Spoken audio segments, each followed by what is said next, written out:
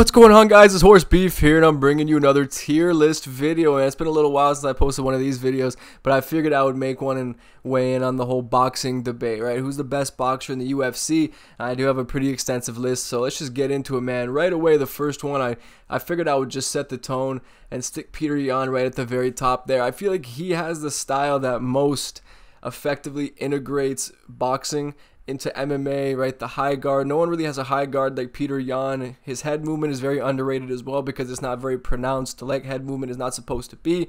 I feel like he's very effective with that. His footwork is great. He can switch hit, right? Switch stances in between his combinations and just has some of the best hands we've ever seen in the octagon. So I would say Peter Yan is more than deserving of being at the very, very top. Next one up, we have Ben Askren. I'm just going to stick him right at the very bottom, man. So we have a nice little scale for what exactly you need to be at the top and the bottom and those middle tiers right there. You'll see how those fill out, because I'm not even sure where I'm going to rank each guy until I actually select them. Next up, we have Jose Aldo. Now I'm kind of juggling between A and the very top tier here, because I feel like since Jose Aldo has gone away from the kicking and focused more on his hands, he's become one of the best boxers in the UFC. Digs those left hooks to the body beautifully, moves his head very well too. I do think he might actually be deserving of being at the very top, but for now I'm going to stick Jose Aldo in A tier. But he is on the verge. I feel like he's in that little void between being in A and S, but for now we're just going to keep him in A tier. Israel Adesanya, now I think I'll put him in B tier because I don't think in a vacuum his boxing is actually that great. We saw against Sean Strickland, once his kicks are taken away and he's left to only have his hands really at his disposal, he fumbles a bit. Now I know he's knocked out opponents using his hands, of course, but it doesn't exactly mean that he has great boxing. It means that he's effectively used his striking to take out his opponents. But like I said, when he's left to his devices, just the hands, he struggles. So I don't actually think his hands are that great on their own, although I do think that some people over-exaggerate how bad his hands are, because I think his hands are actually very good, but when he's able to mix it up on the feet with his kicks as well. Once he's able to set up the hands with the kicks, then he's very effective on the feet. But when it's just the hands, not so effective in my personal opinion. Next up, we have Sean O'Malley. Now, in a striking tier list, he's undeniably at the very top. But when we're just talking about the hands, does he deserve to be at the very top? Arguably he does, because I don't feel like he actually needs the kicks to set up his hands. He's so fast, so accurate, and can throw combinations like really with the best of them. Even though I'm not a huge fan of Sean O'Malley, as some of you may know, I have to give him his flowers, man. He has some of the best hands in the UFC, although I would say the only thing that takes points away from his boxing overall is his defense. I don't feel like defensively he's very good at all. I actually think his defense is very exploitable, and he leaves himself very open when he throws shots, which is, I would actually say, a big issue that might even force me to move Sean O'Malley as a boxer down into A tier, because the thing, if you want to be at the very top of boxing, you need to successfully integrate that into MMA at a high level, like how Peter Yan does. You know, high guard, good head movement, great defensively as well, and stays defensively responsible even when he throws shots. But Sean O'Malley has shown the capacity to be countered, and when he is pressed backwards, yeah, he kind of just backs himself all the way against the fence and then braces for impact. So I would say defensively he's so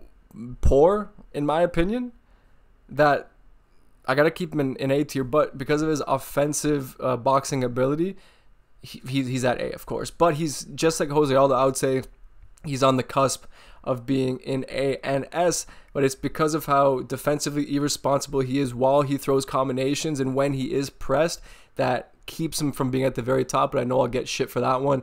Leon Edwards, I would say he probably deserves to be in the same place as Izzy, because similarly to Izzy, when he is left to just use his hands, he isn't all that impressive, really. He does have a good pull counter on him. He is technical with his straight shots, but when he throws looping, I've said it before, I think his looping shots are actually quite sloppy and don't look all that great. Has pretty good footwork, but really the bulk of Leon's striking game comes down to his kicks. He's one of the best kickers in the UFC, but if we're talking about just straight hands, he's B tier for me. And I wanted to represent an old head right here in Rampage Jackson. Now, he's one of the best boxers, especially when it comes to those heavier weight classes, pretty much in UFC history.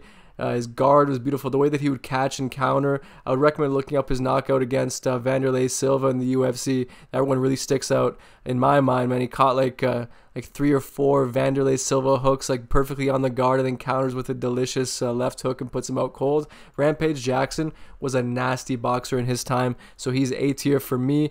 Robert Whittaker, that's a tough one because, man, to be fair, does he deserve to have a higher placement than Izzy and Leon? Maybe not, right? Maybe not. Because when I'm thinking about just hands, I feel like, yes, he does have great hands, but it's when he can mix in, that high kick at the end where he does have the most effectiveness. But we saw against Aliskerov, he may have even improved with his boxing overall. So you know what, Robert Whittaker, I'm putting him in A tier. I think he's an excellent boxer now, and he's shown improvement in that regard in his last few fights. So I have to give him his respect there.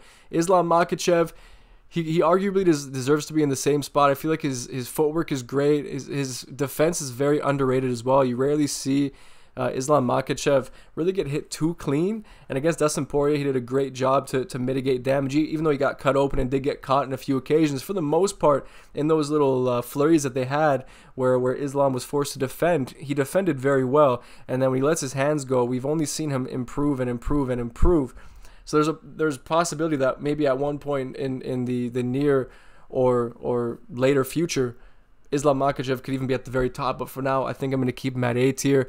Cody Garbrandt, I think I'll put him at B, because really what it comes down to is the speed and the power, and that's pretty much it. Like, when it comes to his actual technique, he throws a lot from the hip.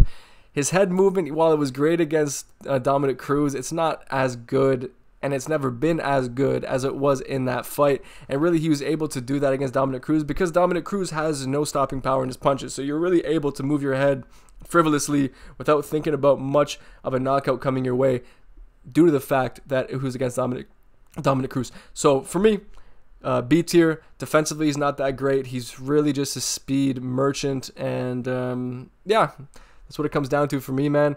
Eddie Alvarez, I'll put him in the same spot. I think B tier as well. Good hands. I think he has decent technique, but the man is just so hittable and very flat-footed. So for me, Eddie Alvarez would be a B tier level boxer. Robbie Lawler, I'm going to stick him right at A tier because I think, contrary to Eddie Alvarez, has great defense. He's an incredible defensive fighter. He's actually underrated in that regard because this man has gone to war on countless occasions, and you'll see even in moments where it looks like he's getting beat up, he's actually catching a lot of shots on the guard, and when he does let his hands go, the man's lethal. He's got a great straight left, good right hook, great jab as well. He actually has an amazing jab, excellent 1-2, tough as nails, of course, but very underrated defense overall with his high guard, his head movement. Robbie Lawler's a great boxer, and he always has been. Even, I would say, look at his fight leading up to him getting finished against Barberena. Look at the incredible boxing on display from him up until the point where he gets finished. The dude is just so slick on the feet. So Robbie Lawler, A tier. Ilia Topuria, we have another top tier boxer. He has some of the best hands I think I've ever seen in the UFC, and considering the fact that he's such a great grappler on top of that, man, Ilia Topuria is so high level. And it's not just the technique. The man has absolute barn burner power. He can knock out anybody. I actually think that if anyone's going to knock out Max Holloway for the first time, it'll be this dude. He knows how to throw a jab. He knows how to throw an overhand, a left hook, an uppercut. He digs to the body so beautifully. Has great head movement, shoulder rolls. He's just such a great boxer. He might actually be better than Peter Yan, with at least with the effectiveness of his boxing, because he also has just otherworldly power. And the fact that Ilia Topuria and Peter Yan were supposed to fight each other at one point early on in both of their careers is just a crazy prospect. Even though I know it'll never happen stylistically, that fight would be ridiculous. But yeah, Ilia Topuria is absolutely top tier. And then we get into Junior Dos Santos, and I think I'll stick him at A tier as well. His hands were amazing. I think he's one of the best boxers in the history of the heavyweight division. Very technical. He did have great kicks as well, but really everything started off with the hands, and he has some of the best hands, like I said, at heavyweight history. Now, I know some people will say the divisional skill gap and this and that, so why should he be so high at A if he was a heavyweight? I don't really care. His technique was incredible, and I thought it was far beyond many of the heavyweights he was competing against. And even to this day, I think he has some of the best boxing we've ever seen in the UFC, regardless of of weight classes. So A tier for JDS. Edson Barbosa. I think we have to talk about the effectiveness of his boxing because, yeah, footwork wise, he was always very predictable. He always goes with the exact same footwork pattern. Head movement was almost like nowhere to be found. Although when he would let his hands go, he looked great, right? Left hook, right overhand, 1-2s, jab, straight shots. Like everything that he throws is with technical proficiency and brilliance. Like the man just knew how to throw everything right, beautifully. But it's all the other aspects of boxing, the defense and all that gets him in trouble. And I think if you take his kicks away and you leave him to only use his hands, he does struggle, and he's proven to have struggled in the past. So for that reason, Edson Barbosa, despite being so technical and throwing everything beautifully, he has to be in B tier for me. Now we get into Sean Strickland. Now this is a tough one for me because I do value technique above all else, really, when it comes down to boxing. But he elevates himself because his jab is great and his 2 is great. But when he throws anything looping, like Sean Strickland looks amateurish, honestly, when he throws looping shots. When he throws left hook, right hook, overhands, everything, there's no venom on it, and it's like inflatable tube-man punches. He really just has a 1 and a 2. But he's elevated because of his incredible defense and the way that he's integrated a Philly shell type style into his game and rarely gets hit. The man, I mean, like boxing at the end of the day is about hitting and not getting hit. And I feel like Sean Strickland, among all fighters in the UFC, does that better than most guys. So A tier for me. And you know what? Looking at it like this, I'm just going to put Sean O'Malley up in S tier because at the end of the day, that's where he deserves to be. And yeah, there we go. A little adjustment right there. But Sean Strickland is definitely an A tier level boxer in the UFC. And yeah, that's mostly down to his defense and the fact that he has an excellent 1 and an excellent 2. But yeah, the looping shots, like I said, and pretty much like an uppercut is non-existent for Sean Strickland. Like, have we ever seen Sean Strickland throw like a real uppercut? Honestly, I can't even recall. But really, despite his limited arsenal on the feet and limited arsenal even with his hands, the man is A tier 100%. And then we get another S tier boxer in Dustin Poirier. Really requires little explanation. He's incredible defensively. His interesting like modified Philly shell that he uses his elbow to block shots.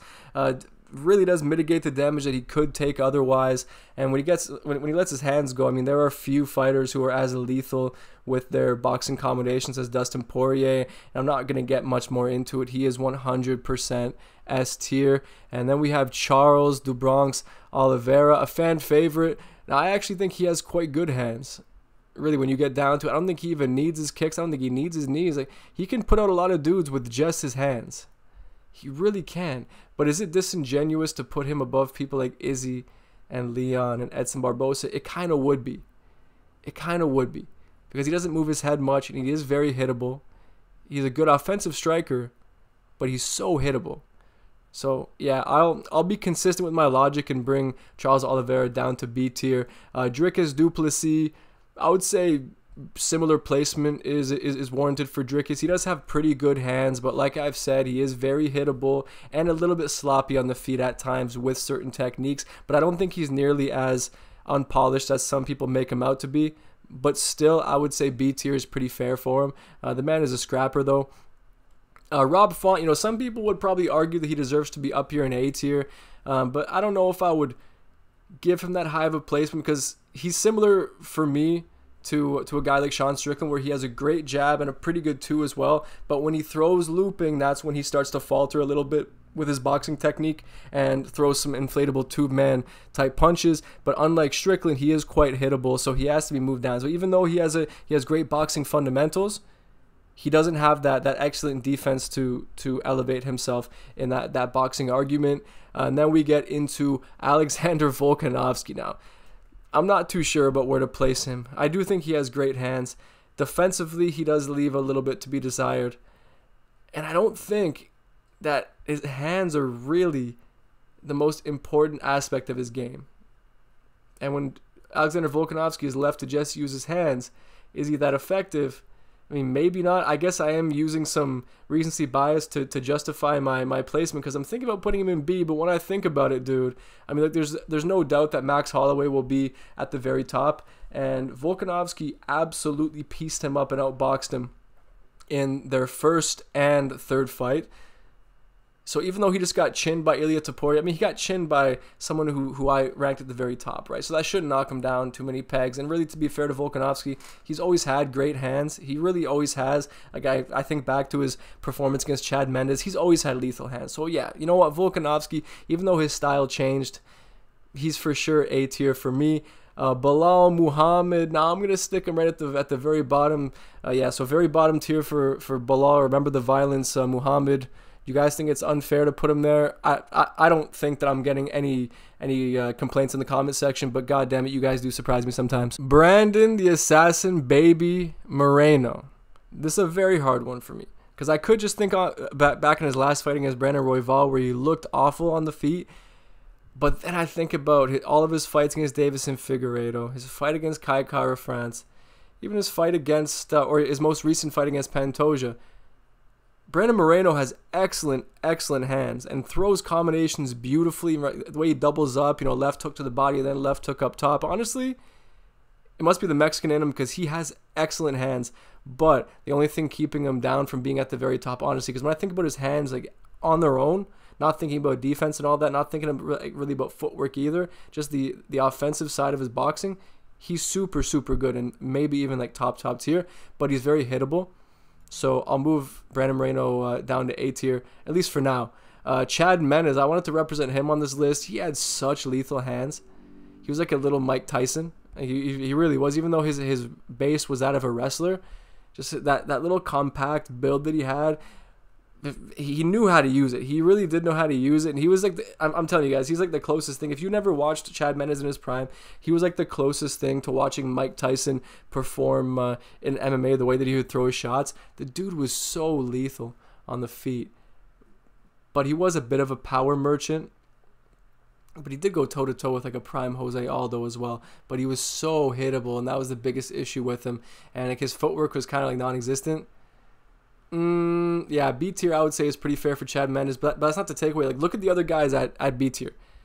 B tier is a very competitive rank there.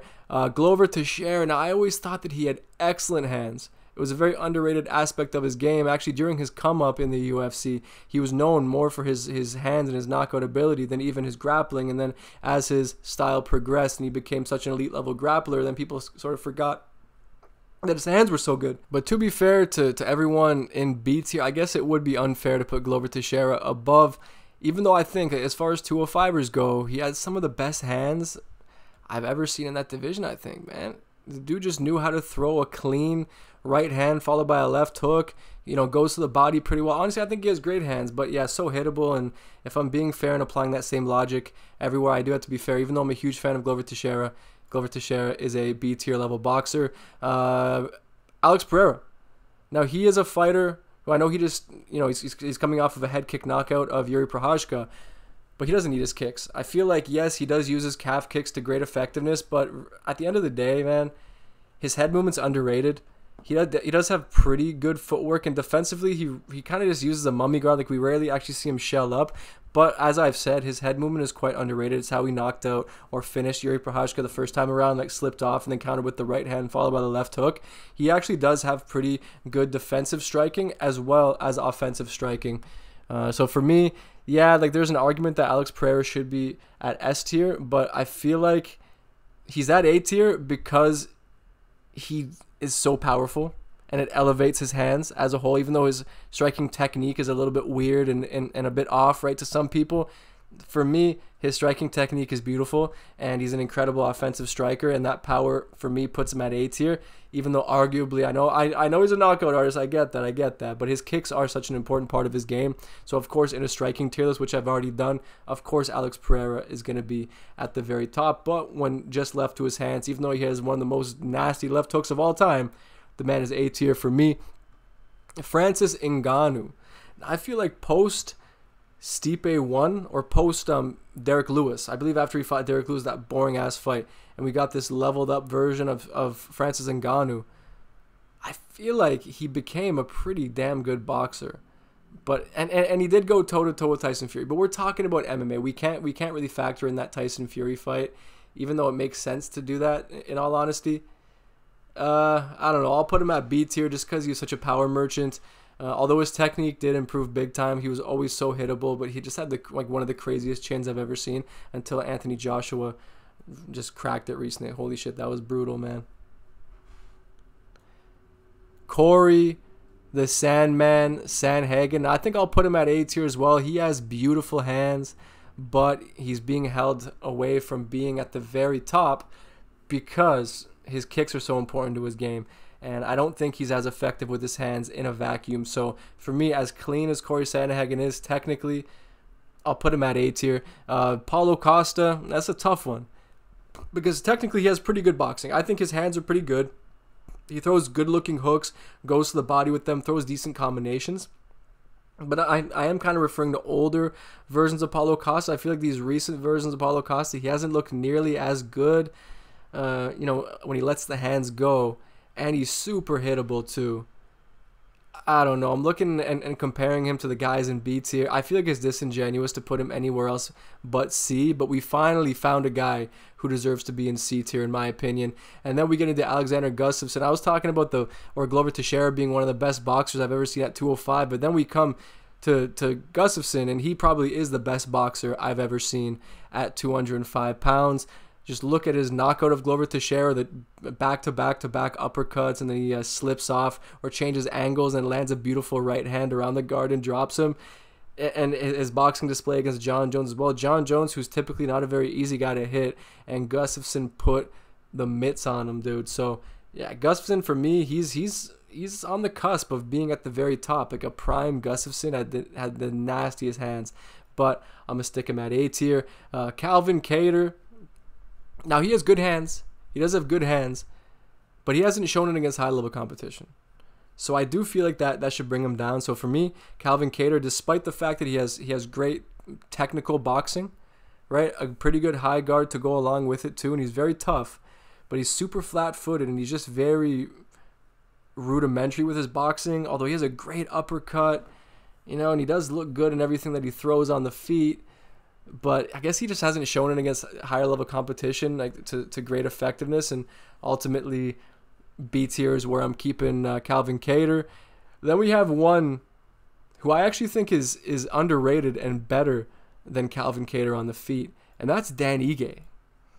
Now this isn't just based off of his last second heroic performance against Diego Lopez. I feel like recently Dan Ige has proven to have such brilliant hands. Like I think about his knockout against Feely. I believe Damon Jackson as well. That nasty left hook he landed on him.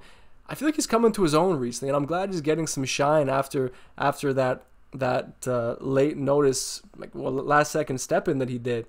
Because Dan Ige is a damn good boxer. He really is. Although I'm not going to keep him up there at A tier. That would be disingenuous. But B tier is absolutely fair for Dan Ige right there. And then we're going to scroll down a little bit for a little surprise entry right here, just to shit on her a little bit. Ronda Rousey, I mean, this category right here was pretty much made for her. So, yeah, requires little explanation. Ronda Rousey is in head movement. Jack Della Maddalena.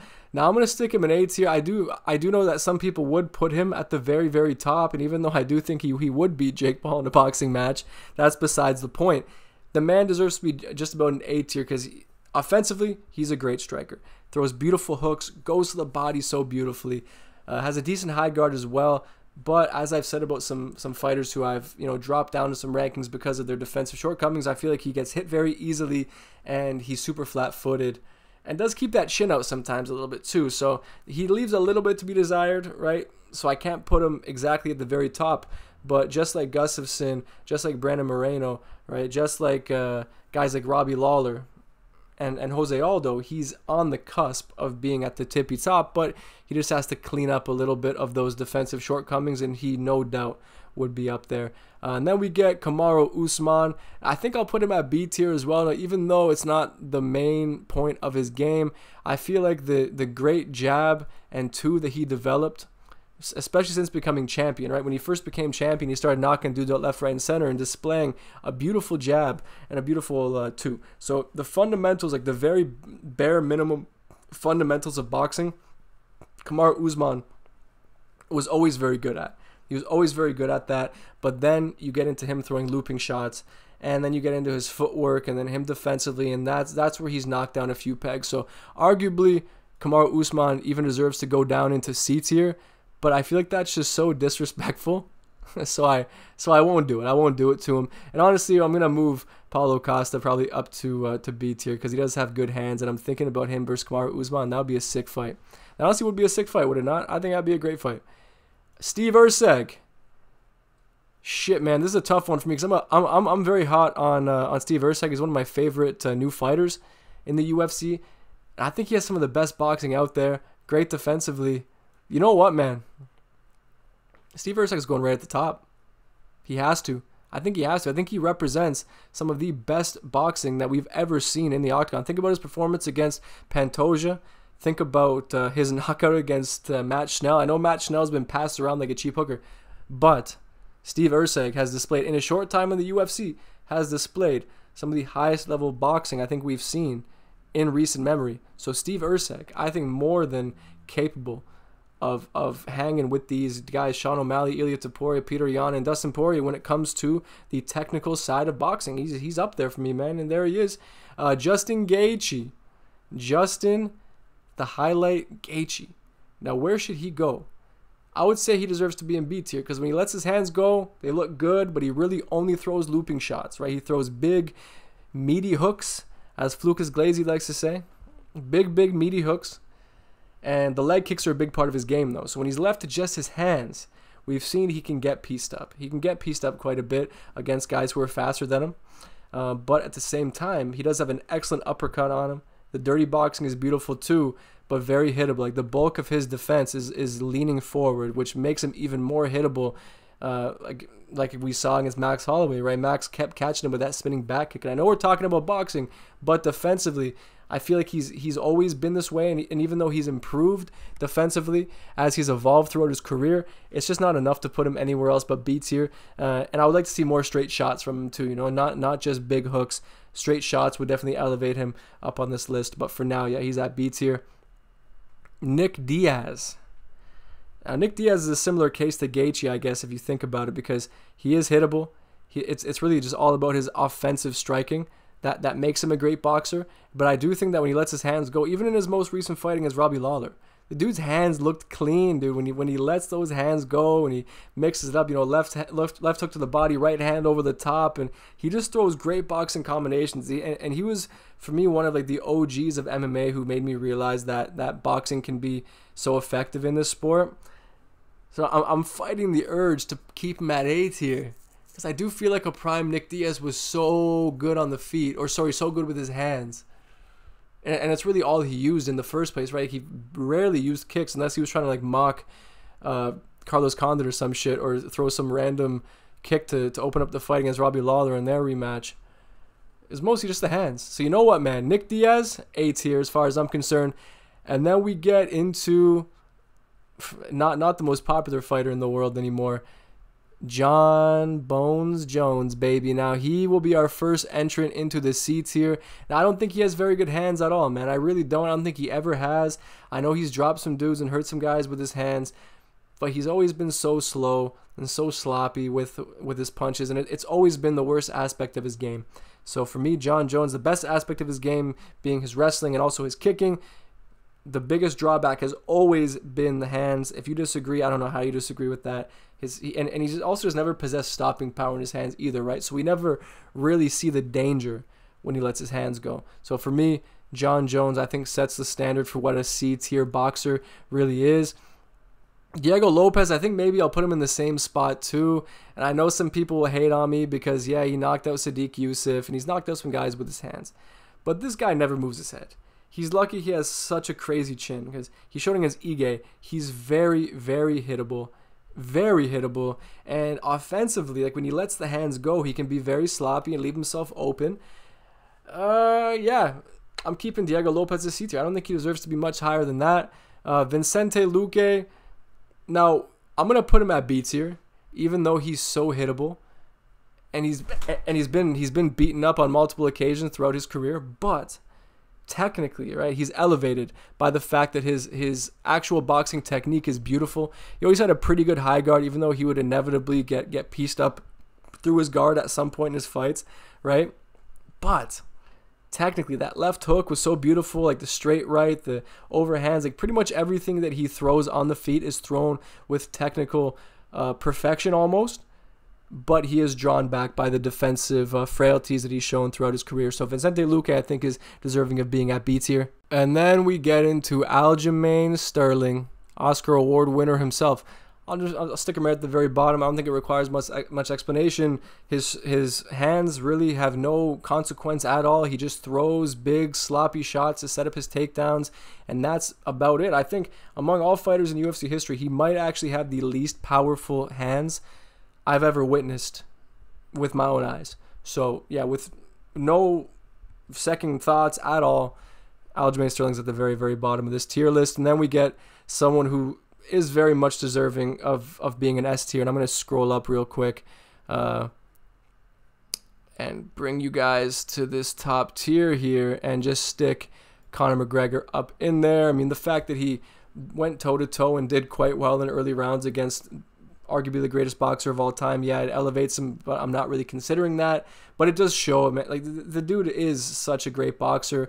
He's always had great head movement, an amazing defensive striker and offensive striker, and really everything he throws is with technical brilliance. Despite the fact that he's declined a lot recently, there's no doubt that in the history of MMA, Conor McGregor is one of the best that we've seen, 100%. And then I'm going to scroll down. I'm going to scroll all the way back down again so I can represent another one who deserves to be at the very bottom of this list, and that is Muhammad Mokaev. Now, I'm not going to get much more into it. I just think that he cannot punch for shit. And I think we found another B-tier fighter here as well in Adrian Yanez. The dude has very quick hands, although I'll say his technique is a little bit weird. He did get pieced up by Rob Font. Got pieced up a couple of times, but it was rarely down to his head movement, right? His boxing defense. It was down to him getting his legs chewed up.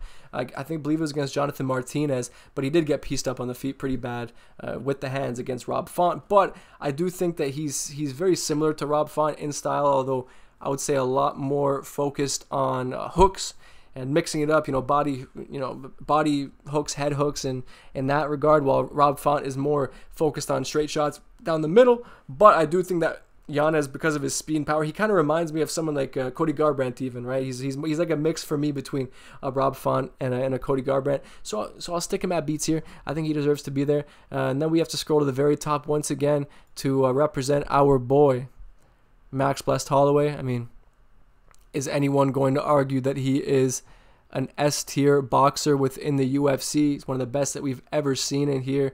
The way that he pieced up Kattar, the way he pieced up Gaethje, Ortega, he's put on some of the greatest performances and shows of volume striking, pressure striking we've ever seen within the UFC. So yeah, Max Holloway undoubtedly deserves to be there. And I'm going to scroll down a little bit here, and this one will piss some people off, and I know that for a fact. Tony Ferguson is a C-tier level boxer for me. Now, I'm not saying that he wasn't effective with his hands. He was effective, right? At one point in his career, he was effective. He was able to knock guys out using his hands alone. But one of the most hittable guys we've ever seen, relied and leaned a lot on his chin for a good part of his career. And when he would let his hands go, the dude pretty much threw from his hips. He punched super low, would always have his chin up in the air. He pretty much did everything that you're not supposed to do when throwing punches. Tony Ferguson did them. And the only reason why he's not at the very bottom tier is because at least he's knocked people out on the feet and shown that at least his hands can be effective. But he did everything technically wrong, which is crazy to me. So Tony Ferguson, C tier. I know I'll get hate for that one. The Korean Zombie. I, for one, think he had great hands in his time. Always was so good at slipping off the center line and landing counter uppercuts. He was nasty with those. I think about his knockout against Renato Moicano as well. Just nasty hands on display. Although, like I've said about many fighters in this list, Tony Ferguson being one of them, the dude was always very hittable. So that does drop him down on the list. And to represent one more lady here, I wanted to give Alexa Grasso some love, man. And I want to stick her at B tier because I feel like she's always had nasty hands. I've always had my eyes on her, for more reason than one, of course. as is the case with all of us with Alexa Grasso, I assume. But her hands have always impressed me, and she's always been one of my favorite female fighters to watch because of her hands. So to be totally fair to her, and I know, right, everyone gets pissed off when you compare women to men, but when it comes to like the technical side of boxing, I feel like Alexa Grasso holds her own in this argument, and she is a B tier one for me. Now I'm going to stick Chito Vera at C tier because I don't think his hands are that great. I really, really don't. When he lets his hands go, I feel like he throws arm punches a lot of the time. Now, he does have this like natural power about him, like that one-hitter-quitter type power. But the man is just there to get hit over and over and over again, as we saw against Sean O'Malley and pretty much all of his opponents with any sort of offensive striking ability. The guy gets pieced up on the feet for fun. And I mean, he overswings a lot of the time, and yes, if he lands that one big shot and ends the fight, he looks great. Otherwise, he looks terrible. So Chito Vera, just like with Tony Ferguson, he's lucky he's picked up some knockouts along the way using his boxing. Otherwise, I probably would have stuck him at the very, very bottom. Jorge Masvidal, I would say he probably deserves to be at B tier. It's actually a tough argument, though, because it's disingenuous to not give Jorge Masvidal his flowers when it comes to his boxing, because that always was the strongest aspect of his game. I always thought his hands were very good. And if I'm putting Nick Diaz at A tier, I feel like Jorge Masvidal should be up there too. So I'm gonna put him up there. I feel like, during his prime within the UFC, Masvidal's hands were damn good, and I don't think any of us are gonna deny that one, right? And then we have an underrated boxer, I think, in the UFC, or formerly in the UFC, in Daniel Cormier. Now, I do think that his hands are very much based on playing with the rules of MMA, because he's able to land his jab so much against these bigger guys because of the hand fighting. He was able to land big shots in the pocket because of his hand fighting. I feel like a lot of it comes down to dirty boxing and hand fighting, but his actual striking in the middle of the octagon was never that great, but it's very underrated. And I always felt that when it came to the hands, he was actually a lot better than John Jones always. And it just, for me, just very underappreciated, I think, with the work that he's able to do with his hands. Guy even knocked out Stipe on the feet at one point with a nice shot in the clinch. Now, of course, his striking is very predicated on being up close and being able to have control of your wrist or control of your neck, and you know what I mean. Like he was always so good in those scenarios, though. So I feel like I got to put him at B tier, because certain aspects of boxing he was always very good at, and he wasn't exactly the most hittable guy either. I feel like his defensively he was always pretty decent too. But I feel like if he was left to just use his hands, he could piece up a lot of these guys on this list, in my personal opinion. I actually think that DC's hands are extremely underrated.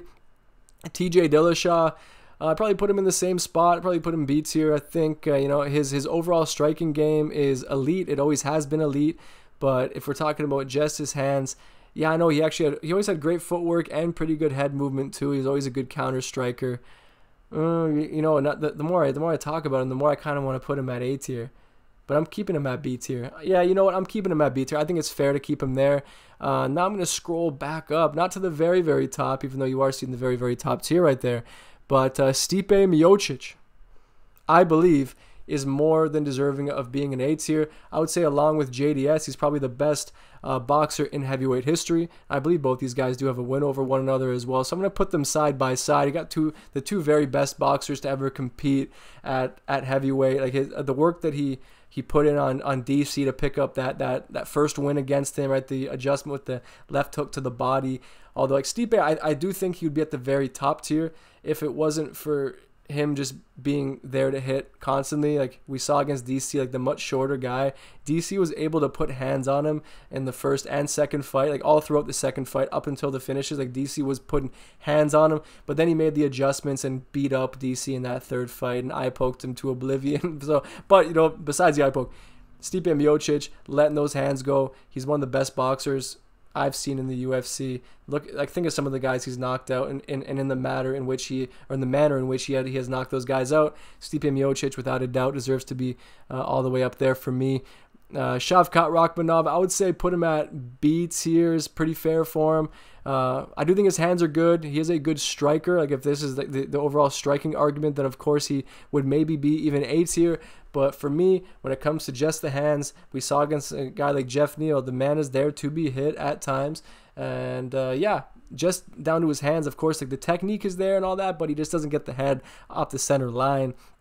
and switch stances, and do some of those high level boxing techniques, really display the high level boxing and integrate that into his style, like some of the guys above him have. But I think B tier is more than fair enough for Shavkat Rakhmonov. And I would say same type of placement for Song Yadong, even though technically, yeah, he does have pretty good hands.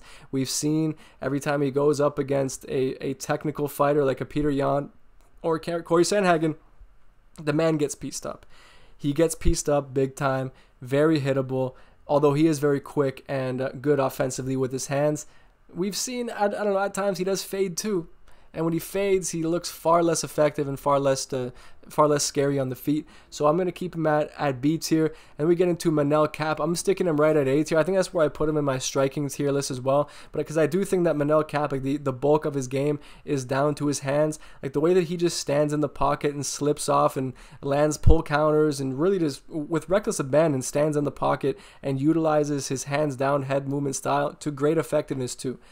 I know his knees and more unpredictable techniques are a big part of his game. But when it comes down to his success in the UFC, I think back to his fighting as Dos Santos, man. The boxing is crisp, and he goes to the body too. He's not afraid to mix it up, go body, head, body, head.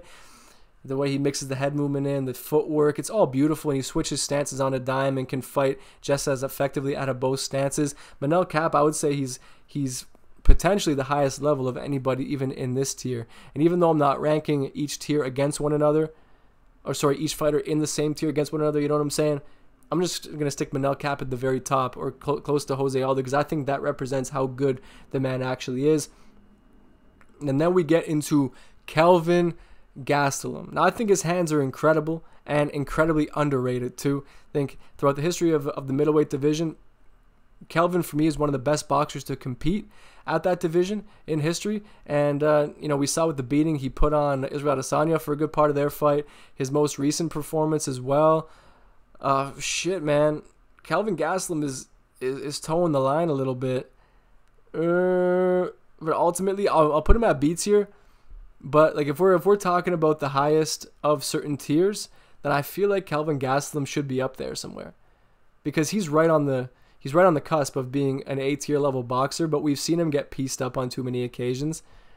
But then I think about his knockout against Michael Bisping, like the pull 1-2 was so nasty, man. Just down to the hands alone, right? Not thinking about defense and footwork and all that. Just down to the hands alone, Kelvin Gastelum is up there for sure.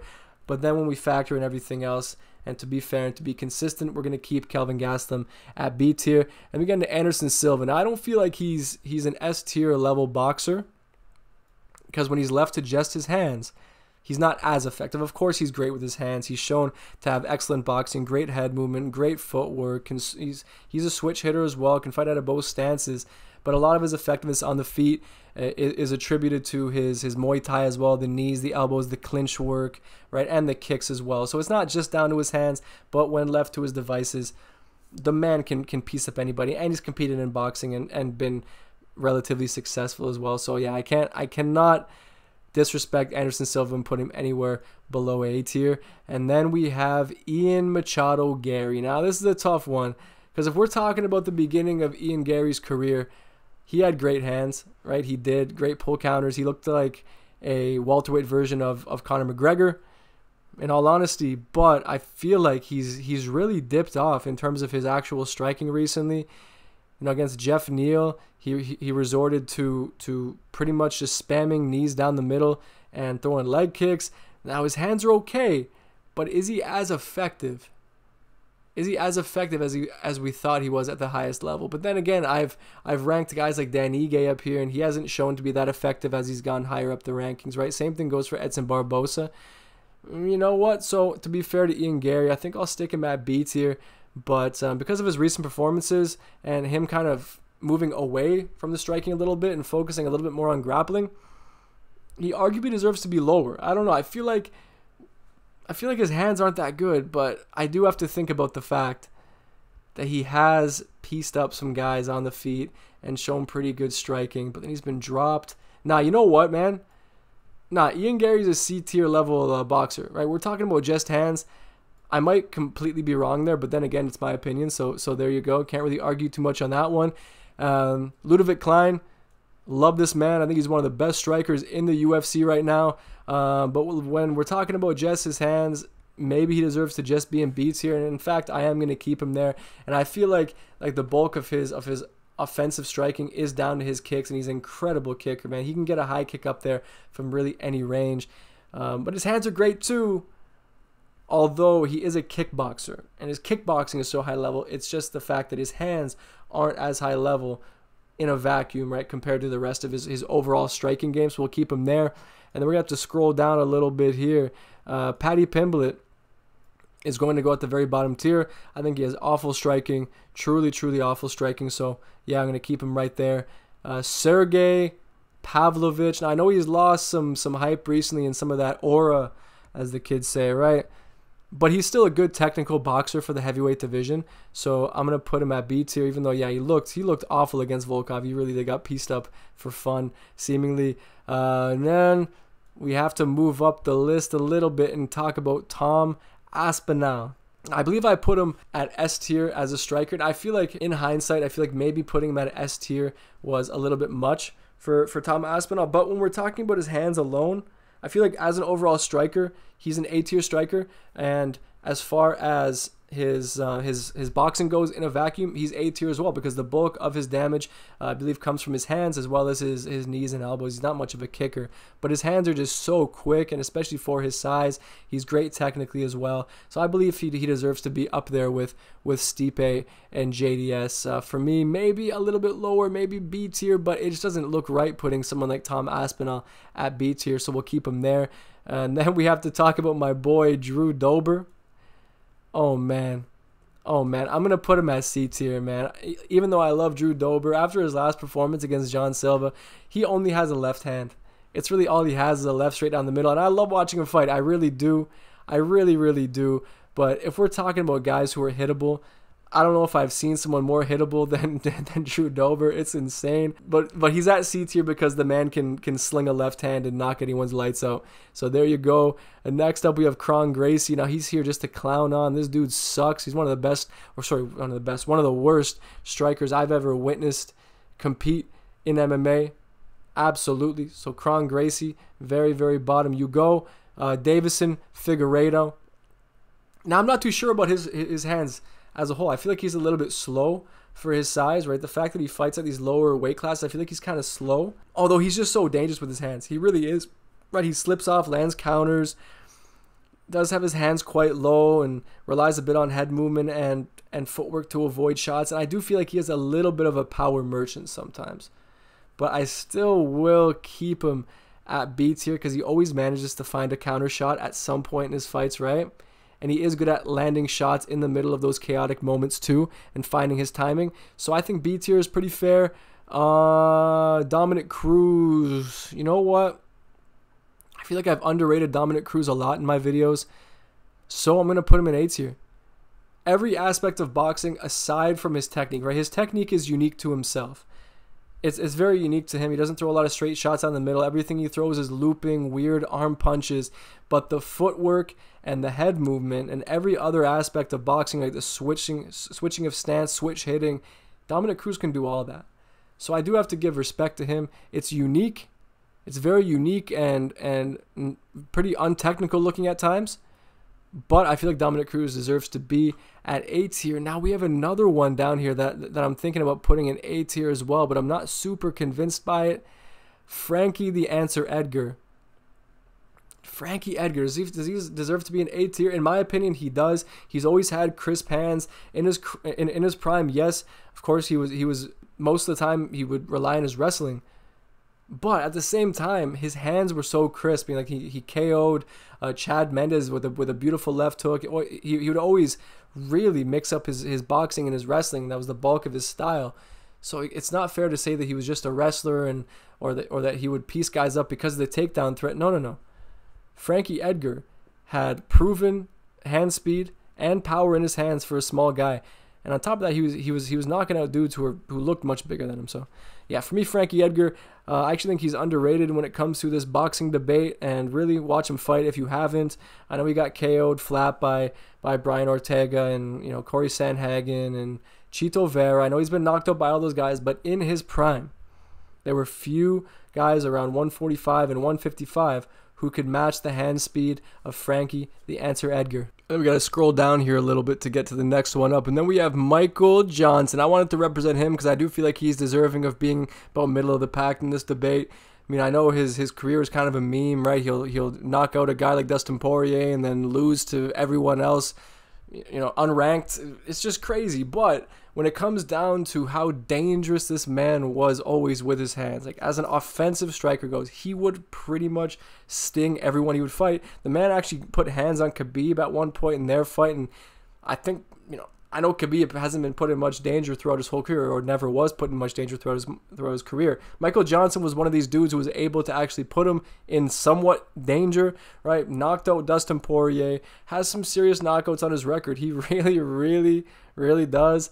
And Michael Johnson, man, like defensively, he was never that great, but it was just the hand speed in the offense is enough to put him at B tier in this boxing debate. And I would say probably Yuri Prochazka in the exact same spot.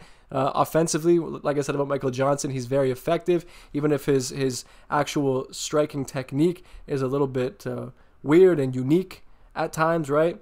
But he's just so hittable, and there's even a part of me that wants to stick Yuri Prochazka even at C tier considering all that. But nah, Yuri Prochazka, I think, is more than deserving of being at B tier. And we have another person who I've added on the list just to stick at the bottom, and that is Paul Craig, and I will say not much more about it. And then we get Anthony Pettis, who I'm also going to stick at B tier. I think, when we're talking about the overall striking debate, then absolutely he is A and very, very possibly S tier, right? But when it comes to just his hands, I know he's competed in boxing, but really to not that much success, if we're being realistic here, and there's a reason for that, because Anthony Pettis was never much of a puncher. The bulk of his style was always kicking, but he has shown to have pretty good hands. I think back on his finish against Michael Chiesa, nice sharp right hand down the middle that he caught him with, but it's just not enough, right? As Michael Chiesa of all fighters, right? So big deal. And then we're gonna do Ciryl Gane. It's a tough one, dude, because I've seen him throw standing hammer fists. He's a great kicker. He is a really good kicker, right? Those stabbing front kicks down the middle. Nice high kicks as well. But when we've seen him just throw his hands, right, besides his jab, does he really throw his hands with that much venom? In my opinion, he doesn't. Right, if we're talking about striking, then yeah, for sure, he's probably an A tier level striker. But when we're talking about B tier, I'm keeping him at B just because the standing hammer fist. That's it. That's pretty much all it comes down to. It's not fair at all to put him at C, so B 100%. Jeff Neal, now he's a pretty underrated boxer, although he just wasn't able to get it done against Ian Gary. Although I think back in his performance against Vicente Luque, man, he put hands on him. And when Jeff Neal is able to land, this dude is nasty. Although he's not very good at cutting off the cage, right?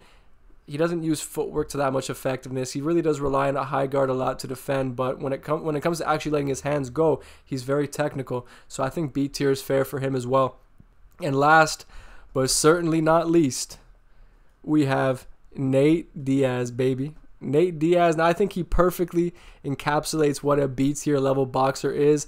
Yes, I put him below his brother because I just think Nick Diaz's overall boxing was always just more effective. For Nate, he's very much reliant on landing a sharp left hand down the middle, or just landing enough volume on you to the point where you just can't match that pace anymore, match his gas tank.